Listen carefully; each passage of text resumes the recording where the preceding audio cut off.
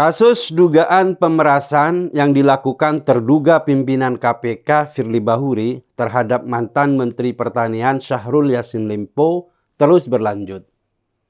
Agenda pemanggilan beberapa saksi dilakukan oleh Polda Metro Jaya terkait kasus dugaan pemerasan tersebut. Tirta Juwana Darmaji atau Alex Tirta yang dikenal sebagai Ketua Harian Pengurus Provinsi Pusat Persatuan Bulu Tangkis Seluruh Indonesia DKI Jakarta menjadi salah satu saksi yang rencananya akan dipanggil oleh polisi. Dua saksi lain telah datang dan memberikan keterangan.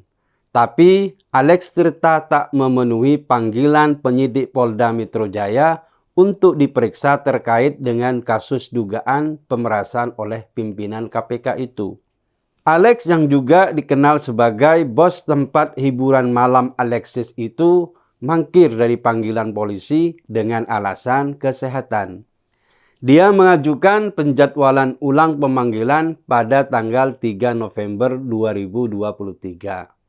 Nama Alex mencuat setelah ramai isu soal gratifikasi yang dilakukan terhadap Firly, yaitu berupa pembayaran sewa rumah mewah di Jakarta Selatan yang diduga digunakan oleh Firly sebagai safe house.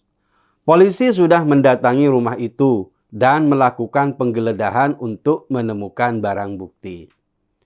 Dalam keterangannya, Alex Tirta menjelaskan soal bertemu Firly hingga ada pembahasan soal sewa-menyewa dan penggunaan rumah tersebut. Firly ingin menggunakan rumah itu untuk rehat.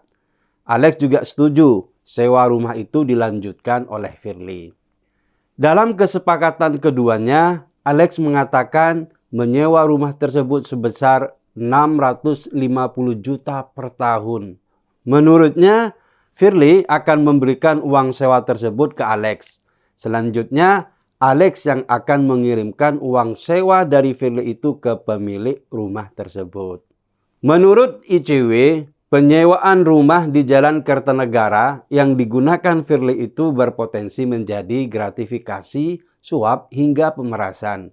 Sebab pembayaran sewa rumah yang dimanfaatkan Firly itu sebagai safe house dilakukan oleh Alex Tirta.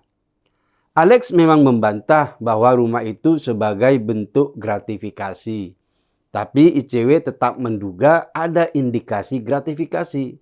Sebab jika Firly bukan ketua KPK, apakah rumah itu tetap akan disewakan kepadanya? Kasus pemerasan yang diduga dilakukan oleh Firly ke mantan-mantan SEL itu akhirnya menjalar sampai jauh. Sehingga dugaan tindak pidana lain seperti penerimaan gratifikasi itu muncul ke permukaan. Kasus ini memang masih dalam tahap penyidikan. Bisa jadi jika tidak ditemukan barang bukti yang kuat, Firly akan dibebaskan. Tapi yang menarik dari kasus ini adalah kekompakan antara Firly dan Alex dalam hal mangkir dari panggilan polisi. Upaya mangkir semacam itu memang biasa.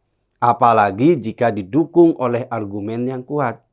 Meskipun sebaiknya tokoh-tokoh publik sebisa mungkin memberikan contoh yang baik kepada masyarakat. Jika memang tidak ada kendala mendesak, setiap orang harus kooperatif di hadapan hukum. Semoga saja kasus pemerasan ini segera mendapatkan titik terang. Jika memang Firly tidak bersalah, sebaiknya seluruh dugaan yang mengepung dirinya segera dijelaskan dan nama Firly dibersihkan. Tapi jika perbuatan itu terbukti benar, maka ini menjadi tamparan keras bagi penegakan hukum di Indonesia. Sebab ternyata penegak hukumnya dalam kondisi sebobrok itu.